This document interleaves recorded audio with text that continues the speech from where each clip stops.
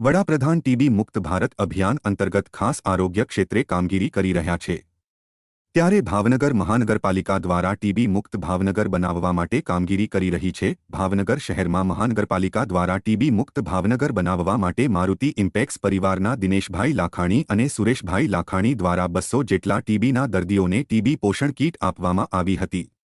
આ કીટનું વિતરણ વિજયરાજનગરમાં મારુતિ ઇમ્પેક્સની કચેરી ખાતે કરવામાં આવ્યું હતું। તેમાં મેયર ભરતભાઈ બારડ, ધારાસભ્ય જીતુભાઈ વાઘાણી અને કમિશનર એનવી ઉપાધ્યાય, ડાયમંડ એસોસિએશનના પ્રમુખ તેમજ સ્ટેન્ડિંગ કમિટીના chairman Rajubhai Rabadiya, deputy mayor Monaben Parekh, પૂર્વ ડેપ્યુટી મેયર અશોકભાઈ બારૈયા, પૂર્વ સ્ટેન્ડિંગ કમિટીના ચેરમેન ધીરુભાઈ ધામેલિયા, નગરસેવક રાજુભાઈ પંડ્યા સહિત નગરસેવકો અને હીરા ઉદ્યોગના વેપારીઓ ઉપસ્થિત રહ્યા હતા। દીપ પ્રાગટ્ય બાદ સુરેશભાઈ લાખાણી સહિતના ઉપસ્થિત આગેવાનોના હસ્તે કીટનું વિતરણ કરવામાં આવ્યું હતું।